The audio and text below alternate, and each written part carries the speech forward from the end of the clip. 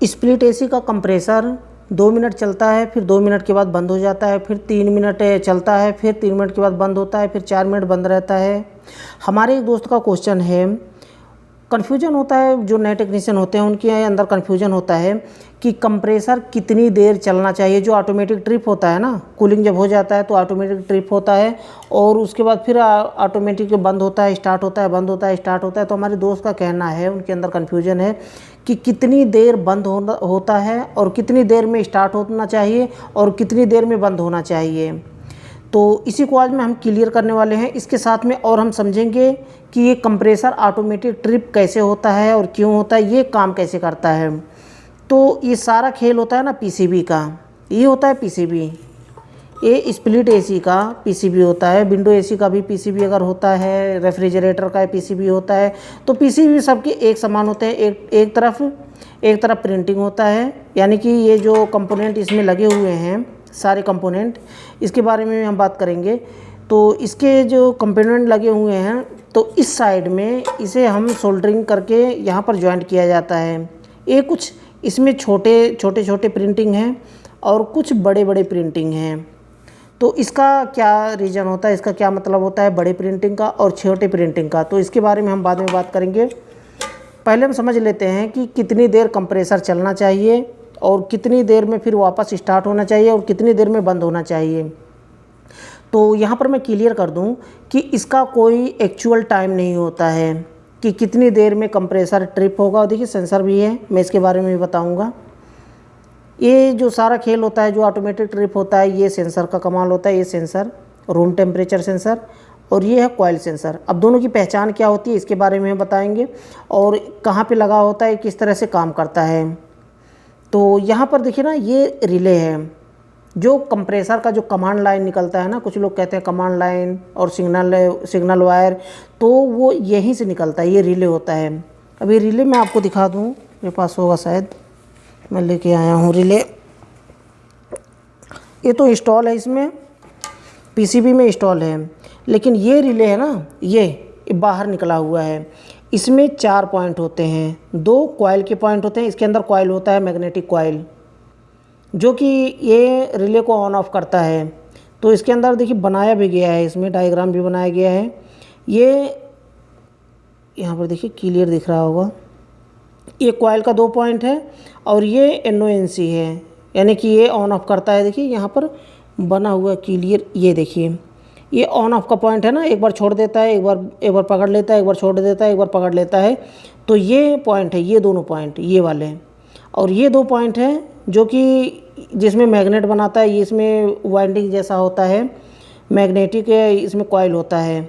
इसके लिए कनेक्शन दिया जाता है, जो कि कुछ रिले ऐसे होते हैं जो 24 वोल्ट पे काम करते हैं। तो इसमें लिखा होगा शायद, मैं दिखाऊँ आपको।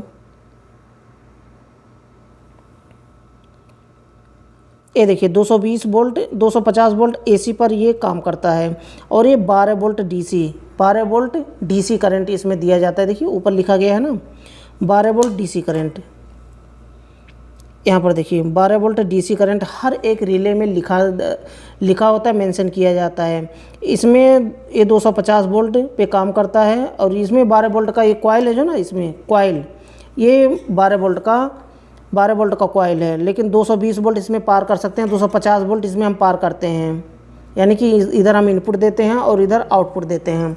तो खैर इस रिले के बारे में इतना हम डिटेल्स में अभी नहीं बात करेंगे।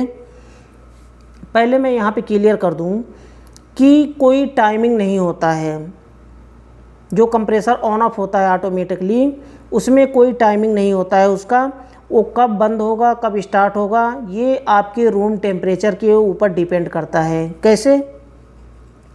अगर मानिए कि 2 मिनट चल रहा है, 3 मिनट चला, 3 मिनट के बाद बंद हो गया, फिर 2 मिनट 3 मिनट बंद रहा, फिर उसके बाद 3 मिनट के बाद फिर से स्टार्ट हुआ, फिर 3 मिनट चला, फिर 5 मिनट बंद रहा। तो ये डिपेंड करता है कि आपके रूम टेम्परेचर के ऊपर। जैसे एग्जांपल में बता दूं, अगर आपका AC बंद हो गया, ट्रिप हो गया, और आपका डोर खुल गया, विंडो खुल गया आपके रूम का, तो क्या करेगा? पहले तो नॉर्मली जो चल रहा था वो 3 मिनट में स्टार्ट हो जाता था, लेकिन अभी क्या होगा, अभी वो 3 मिनट में नहीं बल्कि 1 मिनट में ही स्टार्ट हो जाएगा। जैसे कि एग्जांपल मैं थोड़ा सा टाइम बढ़ा करके बताऊं, अगर 5 मिनट में कोई एसी, जैसे आपने 22 पर या फिर 25 पर आपने टेम्परेचर सेट किया हुआ है एसी का, और एसी आपका 5 मिनट 10 मिनट चलने के बाद ट्रिप हो गया कंप्रेसर, यानी कि रूम में कूलिंग हो गया, मेंटेन हो गया, और वो जब मेंटेन हो जाता है तो उसके बाद क्या होता है कि कंप्रेसर बंद हो जाता है। अब वो 10 मिनट तक कंप्रेसर बंद रहेगा, यानी कि आपके रूम में कूलिंग मेंटेन है, पूरा रूम में कूलिंग है, तो 10 मिनट तक वो बंद रहेगा। कब तक बंद रहेगा? जब तक फिर से रूम में हीटिंग ना हो जाए। और ये पता कैसे चलता है कि रूम में हीटिंग हो चुका है, इसके बारे में इसलिए मैं सेंसर लेकर के आया हूँ। ये रूम टेम्परेचर सेंसर, एक कॉइल सेंसर, तो इसके बारे में हम बात करेंगे अभी कि पता कैसे चल जाता है। तो ये रूम टेम्परेचर सेंसर उस समय काम करता है जब आपका टेम्परेचर मानिए कि 25 पर आपने सेट किया हुआ है, और 25 से जब बढ़ कर के 26 जो ही होगा तो ही कंप्रेसर स्टार्ट हो जाएगा। अगर 25 पर टेम्परेचर, आपके रूम का टेम्परेचर रुका हुआ है, तो वो स्टार्ट नहीं होगा कंप्रेसर वापस। कब तक? जब तक कि 26 ना हो जाए, 27 ना हो जाए, तब तक स्टार्ट नहीं होगा कंप्रेसर। तो मानिए कि अगर आपका कंप्रेसर 5 मिनट 10 मिनट बंद है, 10 मिनट, अब नॉर्मली 10 मिनट बंद रहता है, फिर 10 मिनट के बाद स्टार्ट होता है, फिर 10 मिनट बंद रहता है, स्टार्ट होता है, तो ये रूम टेम्परेचर के ऊपर डिपेंड करता है। अगर मानिए कि 10 मिनट में स्टार्ट हो रहा है, नॉर्मली रूम बंद है, पूरा विंडो भी आपका बंद है रूम का, अगर आपने विंडो खोल दिया और रूम का जो डोर है, मेन डोर आपने खोल दिया, तो बाहर की गर्मी जो है ना, वो रूम के अंदर आ गया, रूम के अंदर आ गया, और रूम का जो कूलिंग है वो तुरंत भाग करके बाहर निकल गया। कैसे? जैसे कि रेफ्रिजरेटर आप कभी भी खोलते हैं ना, रेफ्रिजरेटर खोलते हैं तो उसमें से बहुत तेज़ी से कूलिंग बाहर की तरफ निकलता है। उसी तरह से होता है, जैसे कि रूम का भी होता है, एसी जब चल रहा होता है तो रूम का जब डोर खोलते हैं तो वहाँ से कूलिंग बहुत तेज़ी से बाहर निकलता है। अब जब बाहर निकलता है तो उससे क्या होता है कि रूम का टेम्परेचर 25 पे रुका हुआ था, जो ही रूम आपने डोर खोला तो रूम की कूलिंग बाहर चली गई और बाहर की हीटिंग अंदर आ गई, तो वहाँ पर तुरंत 26 27 हो जाएगा रूम का टेम्परेचर, और कंप्रेसर स्टार्ट हो जाएगा। तो मेरे कहने का मतलब ये है कि ये जो कंप्रेसर ऑन ऑफ होता है वो रूम टेम्परेचर के हिसाब से होता है, टाइमिंग उसका फिक्स नहीं होता है। अगर आपका रूम बहुत अच्छे से सील्ड है, अच्छे से आपका रूम सील्ड है और वहाँ से कूलिंग बिल्कुल भी बाहर नहीं निकलता है, आपका विंडो भी सील्ड है, बाहर नहीं निकलता है और बाहर की गर्मी अंदर नहीं आती है, तो समझ लीजिए कि वो टाइमिंग उसका लॉन्ग टाइम तक कंप्रेसर स्टार्ट नहीं होगा। अगर मानिए कि 22 पर आपने रखा है और 22 का टेम्परेचर रूम में है, मेंटेन है, पूरा सब कुछ चिल्ड है, और जैसे कि मानिए कि रूम में कुछ टूल्स रखे होते हैं, जैसे कि कुछ ये कुर्सी रखे होते हैं और कुछ सामान रखे होते हैं। अब अलग अलग सामान का क्या, मैं अब मानिए कि ये रखा है, अब देखिए यहाँ पे एसी चल रहा है ना, तो ये चिल्ड है, ठंडा है। अगर ये गर्म होगा तो भी इसमें भी कंज्यूम होता है कूलिंग, ये भी कंज्यूम करता है। मानिए कि टेबल है ना, टेबल भी कंज्यूम करता है, क्योंकि इसे पकड़ करके ऐसे देखते हैं तो ये भी ठंडा है। अभी जब तक गर्म रहेगा तब तक कंप्रेसर चलता रहेगा, जब तक कि इसको ठंडा नहीं कर देगा। यानी कि रूम में रखा हुआ सारा जो भी सामान है, अगर वो उस टेम्परेचर पर नहीं ला देगा, मानिए कि 22 पर रखा है, 25 पर, जो भी टेम्परेचर पर आपने रखा है, उस टेम्परेचर पर सारे सामान को ला देगा, तभी कंप्रेसर बंद होगा।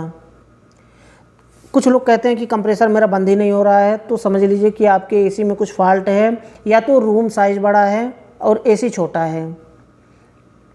अगर आपके रूम के हिसाब से एसी लगा हुआ है तो सारे सामान को ठंडा कर देगा, उसके बाद कंप्रेसर ट्रिप होगा। तो इस तरह से कंप्रेसर काम करता है, उसका कोई टाइमिंग फिक्स नहीं होता है। अगर बाहर से गर्मी आ रही है, रूम खुला हुआ है, तो लॉन्ग टाइम तक कंप्रेसर चलेगा और जल्दी जल्दी स्टार्ट होगा। यानी कि अगर 10 मिनट चला, क्योंकि रूम में से कूलिंग बाहर भी जा रहा है ना, और बाहर का हीटिंग अंदर भी आ रहा है, तो ऐसे में क्या होगा कि कंप्रेसर लंबे समय तक चलेगा जब तक मेंटेन नहीं हो जाएगा।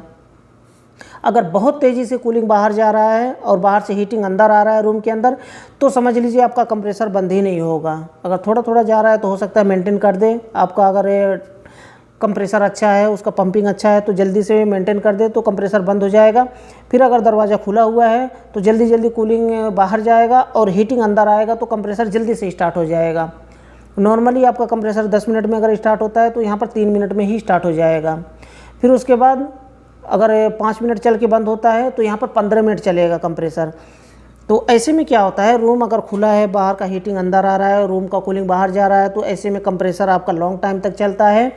और क्या होता है कि उसके बाद बिजली का खपत भी ज़्यादा होता है। कुछ लोग कहते हैं कि इन्वर्टर लगवा लें एसी, तो वहाँ पर बिजली का खपत कम होगा। नहीं, आपको अपना बिजली खुद बचाना है। अगर आप अपना बिजली खुद नहीं बचा सकते हैं तो फिर आप इन्वर्टर नॉन इन्वर्टर लगाने का कोई मतलब नहीं है। चाहे कि जितना कम एम्पियर वाला एसी लगवा लें आप, तो भी आपका बिजली का खपत ज़्यादा होगा। क्यों? इन्वर्टर में क्या होता है कि इन्वर्टर में जैसे जैसे रूम में लोड बढ़ता जाता है, एसी के ऊपर लोड बढ़ता जाता है, वैसे वैसे कंप्रेसर का फ्रीक्वेंसी भी बढ़ता जाता है। तो कंप्रेसर अब बिजली खपत कम क्यों करता है इन्वर्टर एसी? क्योंकि जब रूम में कूलिंग मेंटेन हो जाता है तो उसकी कंप्रेसर की फ्रीक्वेंसी लो हो जाती है और धीरे धीरे करके चलता है, कम बिजली खपत करता है, एम्पियर कम हो जाता है। लेकिन नॉन इन्वर्टर में क्या होता है वहाँ पर कि एसी चल रहा होता है और उसी रफ्तार में उसी स्पीड में चलेगा कंप्रेसर, फ्रीक्वेंसी कम नहीं होगा और स्पीड कम नहीं होगा, तो बिजली का खपत ज़्यादा होता है। इसलिए तो अपना बिजली का खपत बचाने के लिए अपने ऊपर डिपेंड करता है। अगर मानिए कि 1 लोग हैं रूम में, 1 पर्सन, तो जल्दी से कूलिंग कर देगा। अगर उसी की जगह पे 10 लोग हैं, जैसे कोई ऑफिस है, कोई हॉल है, तो वहाँ पर कूलिंग करने में टाइम लगेगा और कंप्रेसर हाई फ्रीक्वेंसी पे चलेगा। तो यही होता है। अब हम बात कर लेते हैं कि रूम में कूलिंग जब मेंटेन हो जाता है तो पता कैसे चलता है। ये होता है रूम टेम्परेचर सेंसर। कहाँ पे लगा होता है, मैं इसे इधर कर दूँ। ये रूम टेम्परेचर सेंसर यहाँ पे लगा होता है, यहाँ पे ये। अब ये कूलिंग कॉइल के ठीक सामने लगा होता है। और ये वाला सेंसर, अब देखिए रूम टेम्परेचर सेंसर और कॉइल सेंसर की पहचान क्या होती है, इसको भी समझ लीजिए। रूम टेम्परेचर सेंसर का जो ये पॉइंट है ना ऊपर का, यहाँ पर देखिए किस तरह से ये यहाँ पर ये भाग इस तरह से होता है। इसमें कोई ट्यूब नहीं लगा होता है, बिल्कुल ब्लैक कलर का ये होता है इसका पोच। लेकिन ये जो है ना कॉइल सेंसर, यहाँ पर कॉपर ट्यूब लगा होता है छोटा सा, देखिए ये इसमें कॉपर ट्यूब लगा होता है। तो ये कॉपर पाइप को कूलिंग कॉइल के यू बैंड पे इस तरह से उसमें चिपकाया जाता है, उसमें डाल दिया जाता है। एक एक खांचा बना होता है। तो ये लगता है यहाँ पर, ये यहाँ पर लगता है, देखिए यहाँ पर ये लगता है। अब यहाँ पर देखिए ना, ये कॉइल सेंसर हो गया और ये रूम टेम्परेचर सेंसर हो गया। अभी काम कैसे करता है ये रूम टेम्परेचर सेंसर, अगर इसको ठंडक दिया जाए तो इसका जो है ना इसका वैल्यू बढ़ेगा। अगर गर्म पानी में से डाला जाए तो उसका वैल्यू घटेगा। तो जब ये रूम टेम्परेचर सेंसर के ऊपर लगा होता है और रूम में कूलिंग हो रही होती है, तो ये रूम टेम्परेचर का जो कूलिंग है ना, उसे ये रीड करता है। उसके बाद ये सिग्नल यहाँ से भेजता है रिले को। जैसे कि पीछे प्रोसेसर यहाँ पर लगा हुआ है, ये देखिए यहाँ पर प्रोसेसर लगा हुआ है, ये प्रोसेस करता है और यहाँ से इसको सिग्नल भेजता है यहाँ रिले को। और रिले क्या करता है कि सप्लाई कट कर देता है कंप्रेसर को। कब? जब मानिए कि आप रूम का जो एसी चला रहे हैं उसे आपने रिमोट से कहाँ पे रखा है, या तो 16 पे रखा है आपने, या तो 22 पर रखा है। 16 पर बहुत कम लोग ही चलाते हैं एसी को, वहाँ पर कंप्रेसर काफ़ी लॉन्ग टाइम तक चलता है। तो अगर मानिए कि 22 पे आपने रखा है तो ये रीड करता है, रूम टेम्परेचर को ये रीड करता है। अब मानिए कि अगर इसे हम प्रैक्टिकली इसके ऊपर मैं वीडियो बना रखा हूँ, आपको नीचे डिस्क्रिप्शन में लिंक मिल जाएगा, वहाँ से क्लिक करके उस वीडियो को देखिए और सीखिए कि किस तरह से ये सेंसर काम करता है और इसे चेक कैसे करते हैं। मैं इसमें थोड़ा सा बस मैनुअली बताऊँगा इसको। ये रीड करता है आपके रूम टेम्परेचर को। जब रूम टेम्परेचर जिस पर आप सेट करते हैं 22 पर रखे हैं, तो 22 पर जब पहुंच जाता है, रीड कर देता है, तो यहाँ से प्रोसेसर ये सिग्नल भेजता है रिले को। और रिले क्या करता है कि यहाँ पर इनपुट सप्लाई देते हैं और यहाँ से सिग्नल वायर आउटपुट सप्लाई देते हैं कंप्रेसर को। तो कंप्रेसर का जो आउटपुट सप्लाई है ना, वो यहाँ से कट जाता है। रिले का सप्लाई जो है ना, यहाँ से 220 का, जैसे देखिए 12 वोल्ट की सप्लाई यहाँ पर देते हैं कॉइल को, यहाँ पर कॉइल को 12 वोल्ट की सप्लाई देते हैं, तो 12 वोल्ट की सप्लाई कट कर देता है। अब 12 वोल्ट की सप्लाई कैसे मिल जाती है ये भी समझ लीजिए। जबकि इसमें 220 का करंट दिया जाता है, तो 12 वोल्ट की सप्लाई कहाँ से मिल गई रिले को, जबकि यहाँ पे लिखा हुआ है 12 वोल्ट। तो इसे हम बाद में समझेंगे, अभी इसे भी मैं समझाऊँगा अभी इसी वीडियो में।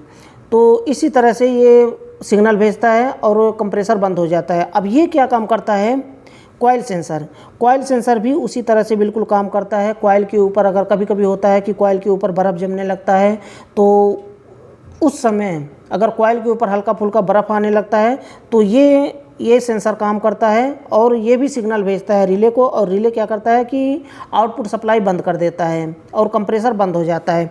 फिर से रूम में जब गर्मी होने लगती है तो ये सेंसर रीड करता है, और मानिए 22 पर आपने रखा है तो 22 से जब ऊपर जाएगा टेम्परेचर रूम का तो इस फिर से सिग्नल भेजेगा, और यहाँ पर ये दोनों पॉइंट यहाँ पर 12 वोल्ट की सप्लाई मिलेगी, और ये क्या करेगा, ये पॉइंट है ना जो दूर दूर है, यहाँ पर मैं दिखाऊँ नज़दीक से, ये पॉइंट दूर दूर है, ये आपस में चिपक जाएगा तो यहाँ से इनपुट सप्लाई से आउटपुट सप्लाई निकल जाएगा और ये कंप्रेसर चलने लगेगा। तो बिल्कुल इसी तरह से काम करता है, दोनों सेंसर इसी तरह से काम करता है। तो मुझे लगता है कि वीडियो आपके लिए यूज़फुल रहा होगा, वीडियो आपको पसंद आया होगा। तो अगर वीडियो पसंद आया हो, आपके लिए यूज़फुल रहा हो तो वीडियो को लाइक ज़रूर कर दें। लास्ट में बताना चाहूँगा, चैनल को सब्सक्राइब नहीं किया तो चैनल को सब्सक्राइब कर लें, और बेल आइकन को प्रेस करके ऑल पर क्लिक कर लें ताकि हमारी आने वाली न्यू वीडियो की नोटिफिकेशन आपको मिल पाए और वीडियो को देख पाए सबसे पहले।